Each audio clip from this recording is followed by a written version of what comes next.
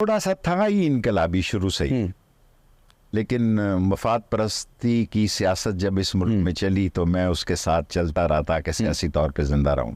सही है। लेकिन मैं ज़हनी तौर पर रेवोल्यूशनरी हूँ। ज़बरदस्त। अच्छा शेख साहब, आप उम्र के इस हिस्से में हैं कि शायद अब आप इस बात पे भी सवाल आगे करूँगा, लेकिन हमने देखा कि हमारी पॉलिटिक्स में जो प्राइम मिनिस्टर्स बनते हैं, प्रेसिडेंट बनते हैं, उनकी उम्रें देख लें सारे 60-70 प्लस हैं। अब जरदारी साहब को देख लें आप, बैरूनी ममालिक जो है जैसे यूरोप है और वहाँ पे 35-35 40-40 साल के लोग सर आ रहे हैं। पाकिस्तान का अलमिया क्या है कि ऐसी लीडरशिप क्यों नहीं आगे आ रही? ख़ानदानों से नहीं निकल सकी। जब बेनज़ीर शहीद हुई और आसफ जरदारी साहब की शादी के सारे मामलात से मैं वाकिफ़ हूँ। जब बेनज़ीर शहीद हुई और उन्होंने कुछ अर्सा पहले मुझे 7 साल कैद हुई, तो मैं 7 साल कैद करके आया तो बच्चा गोद में उठाया हुआ था। तो उसने मुझे कहा, Sheikh Rashid sorry I come to know कि तुम्हारी माँ मर गई थी। तो मैंने कहा उसी दिन मरी थी जिस दिन तो उसने मुझसे पूछा तूने जनाजा पढ़ा था? मैंने कहा मैंने जनाजा ही पढ़ा था, ख़त्म नहीं दिया क्योंकि मुझे पकड़ लिया गया और दहशतगर्दी की अदालत में मुझे 7 साल कैद दे दी। तो उसने कहा आई एम वेरी सॉरी कि मुझे बाद में पता लगा कि उसी दिन तेरी माँ मर गई। तो बाकी ज़िंदगी से मैं मुतमिन हूँ, मैं भरपूर ज़िंदगी गुजार के जा रहा हूँ। किसी शख्स ने 25 करोड़ लोगों में थड़े से उठकर इसमें ऐसी सियासत नहीं की। और कई लोग मेरा ये भी मजाक उड़ाते थे कि यहीं लाल हवेली के नीचे किताबें बेचता था, आज यहाँ मालिक बना बैठा।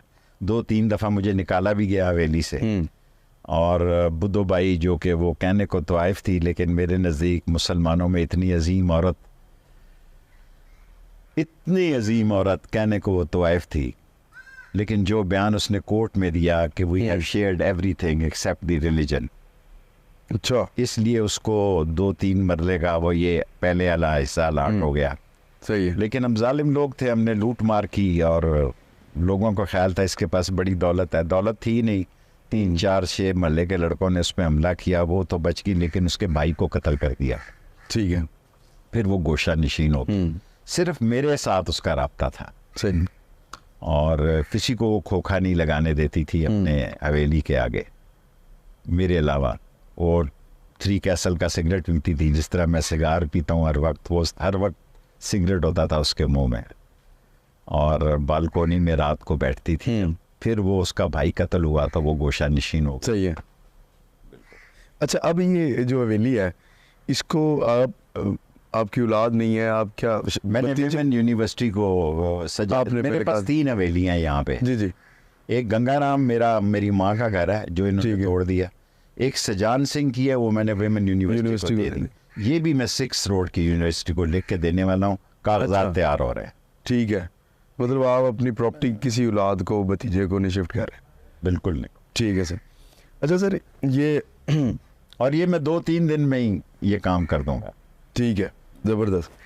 शेख साहब ये बताइए कि अभी जो इस वक्त पिछले दिनों इलेक्शन भी हुआ और हमने एक अजीब सा समा देखा इस इलेक्शन में। कुछ राइटर, पॉलिटिशियंस और जर्नलिस्ट ये कहते हैं कि ये पाकिस्तान की तारीख में ऐसे पहले कभी नहीं हुआ। क्या आपके पास कोई नज़ीर है ऐसी? आप तो फातिमा जना और अयूब खान के इलेक्शन से इस पाकिस्तान की सियासत का हिस्सा है। देखिए, जब मैं फातिमा जना के लिए काम कर रहा था सबको पता था कि अयूब खान जीतेगा। हमारी नेचर ये देखें कि लोगों को उस वक्त रेट बड़े कम थे। एक पिस्तौल का लाइसेंस काफ़ी होता था, या गाड़ी का रूट लाहौर पिंडी का, बस का रूट परमिट मिल जाना। सो मेरे ख्याल में सारे इलेक्शन इस मुल्क में सवालिया निशान थे, लेकिन इससे गया गुजरा थका हुआ और बेवज़नी और बेइज्जत, बेतौकीरी, बेअहमियती और जमहूरियत के मुंह पे तमाचे का इलेक्शन कभी नहीं हुआ जो ये हुआ। 47 वाला भी वही है और 45 वाला भी वही है। लेकिन वो 45 वालों से 47 वालों की तादाद ज़्यादा होगी। तादाद से क्या होता है सर जी? तदाद हमेशा हर दौर में सर कटते रहे अहले वफा के, हर दौर में होती रही ताकत की परस्तिश, हर दौर में एक मार्का कर्ब वला है, वाह हर दौर यजीदों का तरफदार रहा। वाह वाह। शेख साहब ये अभी ये हालात इस जानिब आ गए हैं तो इससे मैं आपको 45 दिन दे रहा हूँ मेरे हिसाब से, अच्छा। रशीद के हिसाब से कि ये महीना बड़ा है, मैं 10-15 दिन का मुझे इजाफा दे दें 45 दिन अच्छा। का। नतीजा निकलेगा अच्छा या बुरा, क्योंकि इकॉनमी डिजास्टर है, महलों के हालात बड़े ख़राब हैं। क्या कहूँ अब आपको, मैं अपने महल्ले की बेइज्जती नहीं चाहता। मैंने वहाँ पैदाइश की है भावड़ा बाज़ार में, कि दूध वाला भी कहता है जी कि दूध ज़रा देर से खोलूँगा जी दुकान। उसकी क्या वजह?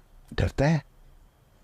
निहारी वाले ने 2-2 गनमैन रखे हुए हैं जी। अभी आप जनाजे वाली बात भी बता रहे थे। सर जी जनाजा तो दिन के वक्त लूटा गया।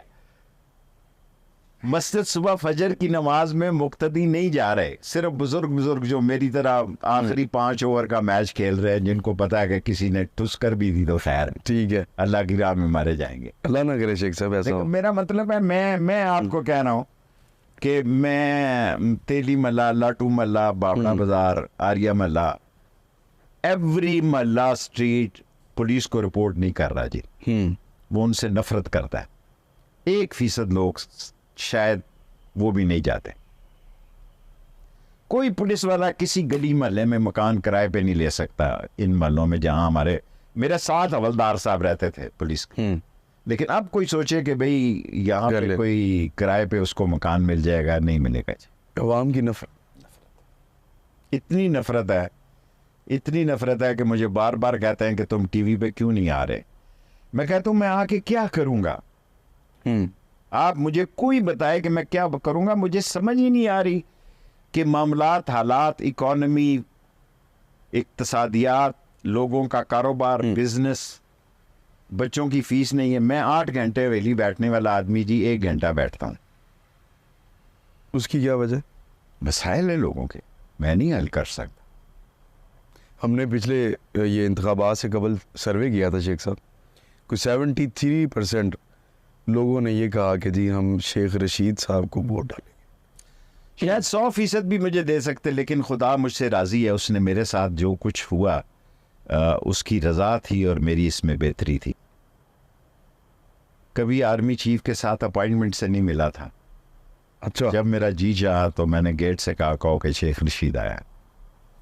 अच्छा, इतने मेरे तल्लकात थे, और फिर इतने बुरे तल्लकात हुए कि किसी को पता ही नहीं था कि मैं कहाँ, मुझे नहीं पता था। मैं खुदा को गवाह बना के कहता हूँ कि मुझे, लेकिन ये मैं कहता हूँ मैंने मरना है,